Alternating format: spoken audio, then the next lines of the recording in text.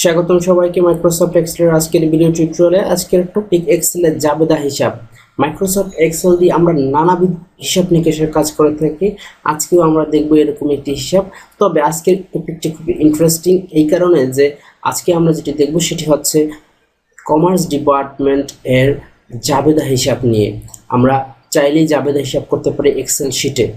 আপনারা স্ক্রিনে দেখতে পাচ্ছেন এরকমই শিট আমি তৈরি করেছি, যেখানে জাবেদার ছক তৈরি করা রয়েছে, তারিখ, বিবরণ, খতিয়ান পৃষ্ঠা, ডেবিট, ক্রেডিট এবং এখানে ডান দিকে আমরা দেখতে পাচ্ছি পণ্য ক্রয়, আসবাবপত্র ক্রয়, বিক্রয় হাতে প্রাপ্তি, ব্যাংকে জমা।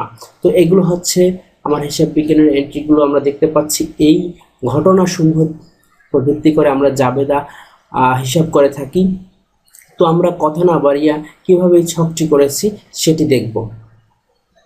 প্রথমেই আমি শুরু থেকে আমি দেখাচ্ছি, এজন্য প্রথমে আমি দেখাবো আপনাদের যে বিষয়টি সেটি হচ্ছে শুরু থেকে। তো মাইক্রোসফট এক্সেলের যে আমরা নতুন একটি শিট নিয়েছি, এখানে দেখতে পাচ্ছেন এই শিটে আমরা প্রথমে কিছু ঘরে লিখে নিব। এখান থেকে আমরা শুরু করতে পারি তারিখ, বিবরণ। আমি বাংলা যে লিখতেছি এটি হচ্ছে অভ্র কিবোর্ড দিয়ে। আপনারা চাইলে এরকম অভ্র কিবোর্ড আপনাদের কম্পিউটারে বা ল্যাপটপে ইনস্টল করে নিতে পারেন। দেন এখানে বাংলা যদি সিলেক্ট করেন তাহলে বাংলা লিখতে পারবেন। বাংলা সিলেক্ট করে দেন আমি বাংলা লিখি অভ্র দিয়ে। সো আপনারা অভ্র কিবোর্ডটি ইন্টারনেট থেকে ডাউনলোড করে আপনার কম্পিউটারে ইনস্টল করে নিতে পারেন। তারিখ, বিবরণ, এরপর আমি দিচ্ছি খতিয়ান পৃষ্ঠা, এরপর লাস্টে যেটি হচ্ছে সেটি হচ্ছে ডেবিট,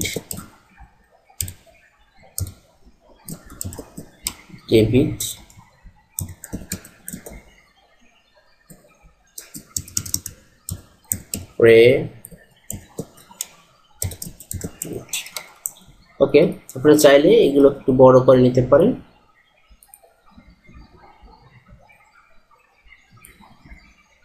বোল্ড করে নিতে পারেন। সাপোজ খতিয়ান পৃষ্ঠাটা আমাদের ছোট হলেই হবে, তারিখটা তো বড় লাগবে না। বিবরণটা আমাদের অনেক বড় লাগবে। সাপোজ এভাবে আপনারা চাইলে নিতে পারেন। দেন এখান থেকে আমরা কিভাবে আমরা অল্প কিছু ঘর দিয়ে দেখাবো এন্ট্রি দিয়ে। জাস্ট সলভ করতেছি কিভাবে সেটি লক্ষ্য করুন।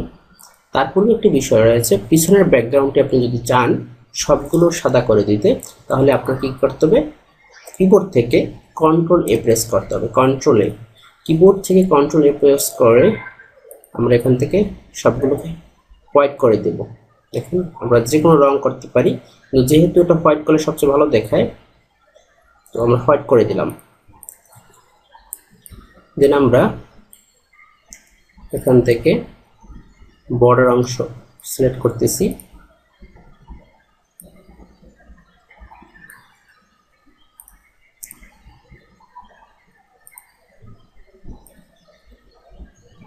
বিবরণ, খতিয়ান পৃষ্ঠা, ডেবিট, লাস্ট ক্রেডিট। এভাবে আমরা ছক করে নিলাম। এরপর আমরা কিভাবে ডেবিট ক্রেডিট হিসাব অনুযায়ী এখানে লিখব। সাপোজ পণ্য আমরা একটা এন্ট্রি নিয়ে আসি, তাহলে আমাদের বুঝতে সহজ। আমরা এখানে কিছু ঘটনা আমরা লিখে নিয়েছি। এখানে পণ্য ক্রয় 11 তারিখ 10,000 টাকা, আসবাবপত্র ক্রয় 5,000 টাকা, বিক্রয় হাতে প্রাপ্তি 12,000 টাকা, ব্যাংকে জমা 8,000 টাকা। আমরা এই এন্ট্রিগুলো নিয়ে যদি হিসাব করি তাহলে আমরা সহজেই হিসাব করতে পারবো। তো যেহেতু প্রথমে ক্রয় হিসাব, আমরা এখানে তারিখটা লিখে নিতে পারি।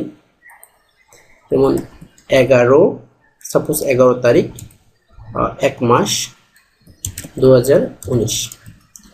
বিবরণের ঘরে এখানে আমার ক্রয় হিসাব, যেহেতু পণ্য ক্রয়, তো ক্রয়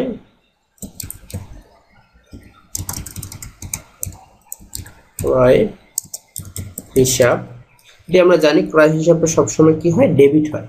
তো আমরা ক্রয় হিসাবটা ডেবিট হিসেবে লিখলাম 10,000 টাকা।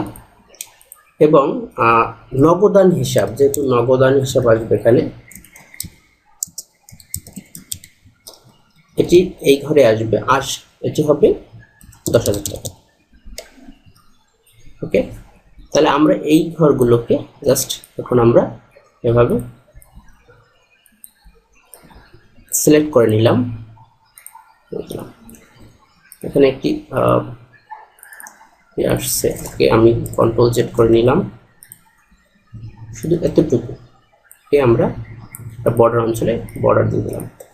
ওকে, তো এবার আমরা একটা এন্ট্রি কমপ্লিট করেছি পণ্য ক্রয় বাবদ যে হিসাবটা হয় সেটি।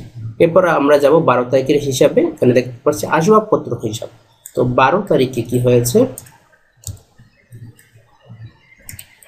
2019, এখানে আসবাবপত্র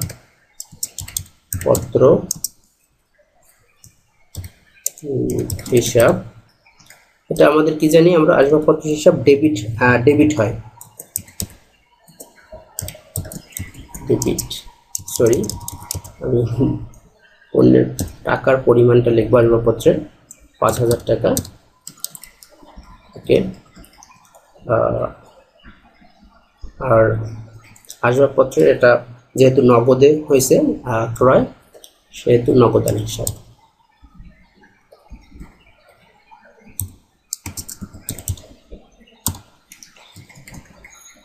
ওকে, তারপর এই এন্ট্রিটিকেও আমি বর্ডার দিয়ে দিলাম। 13 তারিখের একটি হিসাব, আমি একটু দ্রুত করার ট্রাই করি।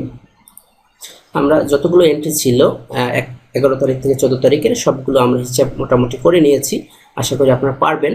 তো এরপর আপনারা কিভাবে ডেবিট এবং ক্রেডিটের সামগুলো বের করবেন, টোটালটা বের করবেন, এটা আমি দেখে দিচ্ছি। যখনই আমরা ফর্মুলা ইউজ করি তখন আমরা সবসময় বাংলায় ইউজ করি না, ইংলিশে ইউজ করি। সো ইকুয়াল টু সাম,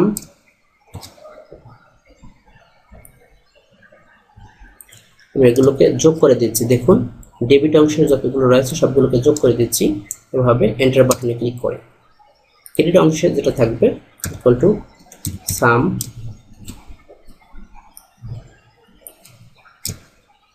যোগ করে দিলাম। দেখুন দুটি ফলাফল আসছে সেম, যদিও একটু বাংলা ইংলিশ সমস্যা নেই। এবার আপনি কি করবেন, জাস্ট আন্ডারলাইন ইউজ করতে পারেন এভাবে। আশা করি আমরা বুঝতে পেরেছি। এটা যদি আপনারা বাংলায় চান তাহলে এখানে থেকে বাংলায় সিলেক্ট করে নিতে পারেন 35,000।